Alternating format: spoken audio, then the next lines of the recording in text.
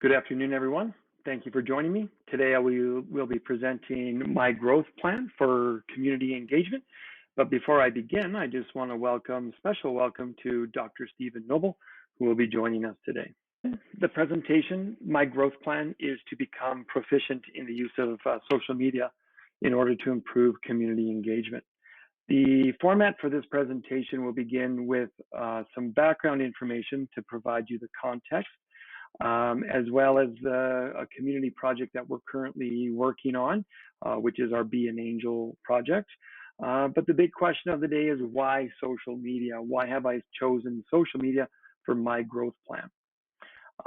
Once I go into the details surrounding that, I will be providing 3 strategies on the step-by-step implementation of the use of social media, as well as finishing our presentation today, discussing some of the intended results I believe that can be accomplished, and then how I will evaluate the growth year after year.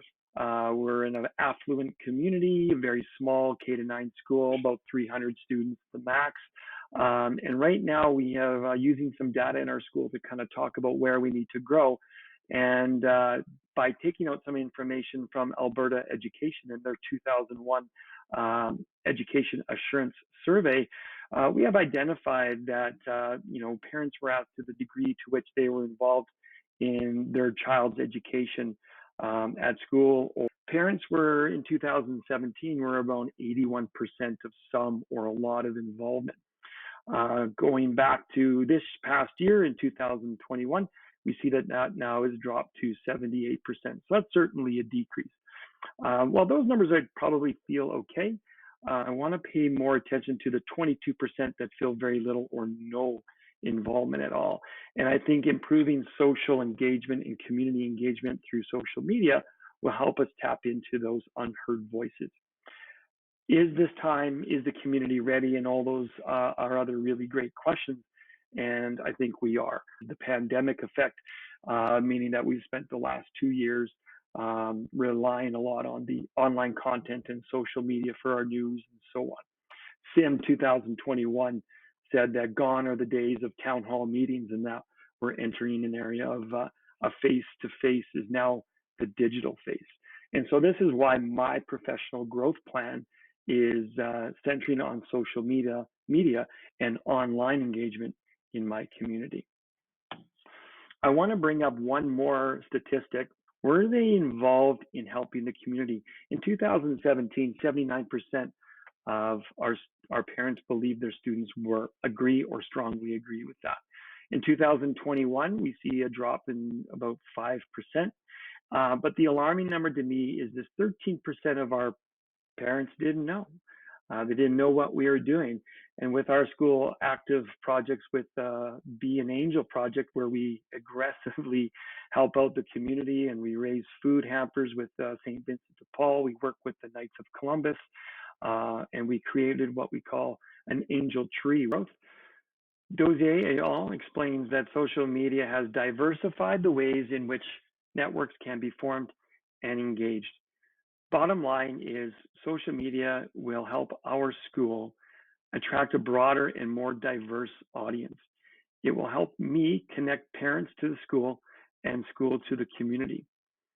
I believe social media will help share and celebrate the success of our students, whether it's through sporting events or very special accomplishments or just fun moments at the school.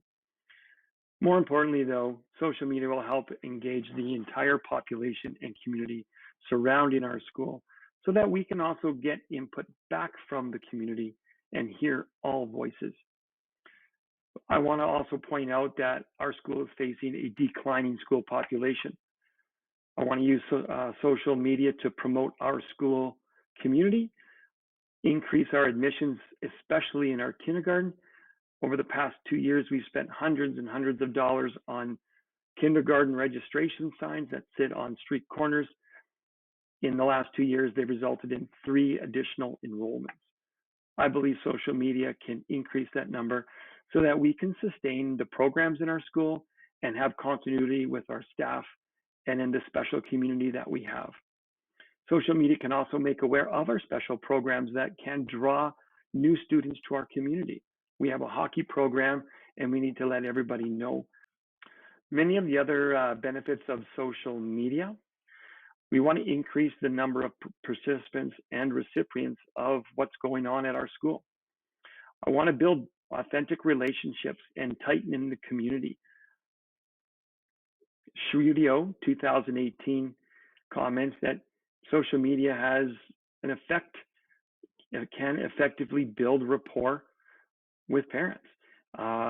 We need to have that continuity, and we would love to have that integration in our community.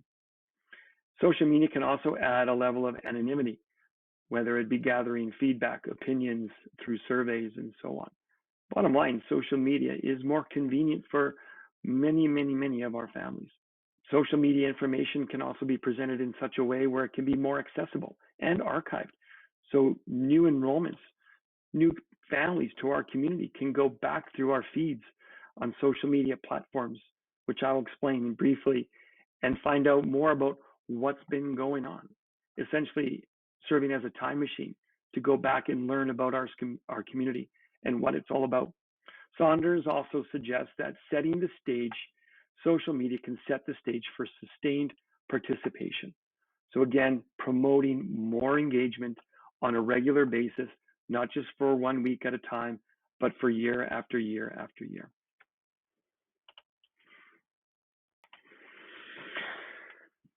So now it's about the how. How am I going to use social media within our school to promote community engagement?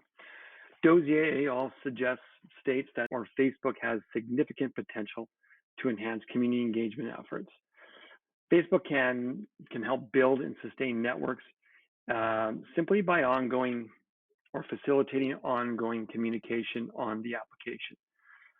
Facebook has been shown to build trust by providing a level of transparency and openness. And so as a school leader, we would use Facebook within the community to use direct messaging, share stories, a lot of photo and video. DELAC suggests right now that most content with most generations as well has to be digitally rich with video and images to engage. And using more photos and using more images as well also allows our website to be more inclusive, meaning for any individual that has language barriers or difficulty with the complex language that can be seen on websites, a lot of social media is simplified, it's strategic, it's clear, and it communicates very well. Plus the digital rich content of images and videos support that, and so that there's a greater level of understanding. The audience primarily with Facebook, this would be directed at parents primarily, community members, staff. A really good one as well would be our support staff, our substitute teachers, so that they can continue to connect back with the school. We have guest teachers that do not come in every day, but they are regulars. And so this would be a way for them to continue to connect. Volunteer groups as well could be used. Facebook has the ability to make designated or private groups within the school site, or so that our fundraiser committees could then form their own group together. Our substitute teachers could form a group with our admin so that we could call out and have guest teachers come into our building. It just the possibility for these private groups are endless. The big thing that I want to use Facebook for is to keep things very positive and uplifting. Facebook should be a celebration. It should be a communication tool that's very powerful, but it's also a way for the school to keep things positive. If we want to have users continue to come back to our Facebook site to visit our school on Facebook, it needs to have content. It needs to be consistently updated. It needs to be fun and engaging, and it needs to represent our school values and what we believe in.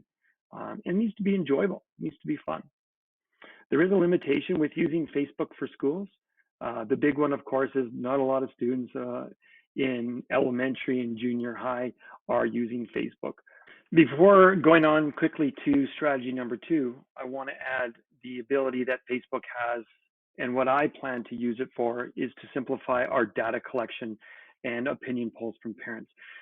In the past, we've used SurveyMonkey, we've used Google Forms, we've used emails, we've used a number of ways to get feedback from our community members, which is very limiting. Social media, specifically Facebook, can use their survey tool to reach out and quickly, instantly survey parents and community members from anything from who plans on coming to my school for kindergarten next year to what ideas do you have for celebrating grade 9 graduation at our school. Strategy number 2 is Twitter. And there needs to be a use of social media that is rich in news, information. A lot of our parents and community members want fast, quick updates with the school. The nice thing about Twitter is it has a limited character count, so the data is very quick. Twitter will become the newsroom of our school. We do not have a Twitter account. We do not have a Facebook account. Twitter is informational in nature. It's just about getting critical information to the stakeholders quickly and accurately. Twitter does have the ability to hashtag, so we can do shout outs to sports teams and school pride and Go Lions, as well as a number of important updates. And one thing I really wish we had Twitter for in the last 2 years was COVID-19 related updates, to be able to get that out to the community instead of waiting for the email Wednesday and Friday afternoon. School events. Today we had a fire drill, policy changes, parent parking problems. The list goes on and on and on, and how I plan to use Twitter not to engage the community. And what's really important is the more information that I can share and the school can share with the community around us, the more transparent we are being, and the greater the trust is in the community with the school. At the end of the day, according to TED, social media, the most important thing or the key thing is it has to be social. So at the end of the day, we're using these online tools, but to make our school more of a community. Strategy number 3 is all about the students. Instagram is going to excel in our school at helping our students especially share in the experience of what it means to be at our school and celebrate with the community the human side of our school culture, what it's like to be a student there. Instagram would be a visual showcase, celebrating our school activities, the great things that we do, what it's like to be a student at our school. Badilio says increased student engagement and spirit is possible through Instagram. Studies have shown that 72% of students use or have an Instagram account in the United States. Instagram is student-centered. Students are able to share their success through the Instagram feature known as stories. These are brief period segments, and so once we post them on our school Instagram account, that story only exists for a very brief period of time, but it engages the community to say who is being celebrated today, or what happened today, what's the main feature, what's the focus. And so it gets the community, it gets the members to use and be relentlessly consistent at coming back to our social media site, builds community. Instagram, a big reason why I've included Instagram in my growth plan is I believe it is one of my roles as a school administrator to also develop a positive attitude among students and our parents toward technology. And we hear so often the problems and the pitfalls. This provides the school an opportunity to teach safe practices in online and to become responsible digital citizens. You probably saw the last one and thought, why not TikTok? And so I thought I'd throw this in at the end here. TikTok is awesome. Right now, it's just too unpredictable for us to control. Eisenach and Essel talk about the algorithms used in TikTok just can't be predicted and can't be controlled. And the level of control is another point that I want to bring up. It is safe to say that these platforms will belong to school and they will be handled through the admin team and designates in our building. And it is important for us not to control the content, but to ensure the content does meet our school values and adheres to everything that we're trying to produce in a positive, light, fun, but informative practice. And so TikTok does not meet that criteria. Be an Angel project is a big community initiative that we're doing at my school, and I believe social media will able to help us increase participation, help promote, share, and celebrate the benefits and the success of this project. With this, I hope for greater parent involvement. I believe it'll help us take learning beyond the walls of the classroom and help our students develop a stronger sense of self. The more students that engage in this project, the more parents that engage in this project, the more students we have out in our community. According to LELO 2019, this community engagement or service learning projects develop feelings of empathy and understanding. They develop awareness of our community in which they live, and it develops a sense of home, which is important because we want our students to grow up, have these strong community ties so that they become more likely to participate in their community. Social media will help our students become future participants in community engagement as well, teaching them how to stay connected to their community. My role in all this is very outlined here. To me, it's about being engaging, consistent, routine, variety, posting information consistently, different messages on different platforms is the key. I believe this will be a good way of being inclusive, reduce barriers to participation, empower students, teachers, members, support, encourage, role model. We have an opportunity to demonstrate and show the proper use of technology for a purpose. Stimulate. Follow the 70-20-10 rule outlined by Eisenach and Nassau. 70% of the content I post will be engaging, entertaining, and educational. 20% of the content will be shared from other resources, connecting to the broader community, other schools that we do share the Be an Angel project with. 10% will be promotional, how-tos, how to engage, how to use technology, educate. My role is also to monitor content. Does what we post and what's going on on our social media platforms, do they represent and reflect the values of our school? Are they inclusive? How will we evaluate the job we're doing and how social media is assisting us? The intended results, I've mentioned a few of them already, but again, to reach a larger and more diverse audience within our school, reduce the barriers to community engagement, become more knowledgeable about our community, about my community, their opinions, feedback, quantifiable data, using opinion polls, find out more about what the community wants, to hear their voice, to be transparent, open, honest, increase trust, increase school spirit and pride, a greater connection between parents, staff, and teachers. Specifically, the goal I want to monitor is greater participation in next year's Be an Angel project. We were able to provide enough food, gifts, and resources to provide 13 families in need with hampers that made a tremendous impact on their lives last season. In 2022, the goal of our school with the use of social media will be to increase this to support 20 families and beyond. I believe social media will be a very powerful tool and a very welcomed component in my professional portfolio. We'll make one final thought and one final mention on how I plan and the school plan to evaluate social media progress. Again, we can track very easily with social media likes, followers, members, but how are our photocopying costs? Do we need to even do newsletters anymore? Next year's student voice surveys, what are the trends telling us? Provincial accountability surveys from the province, how are we doing as a whole? Qualitative feedback.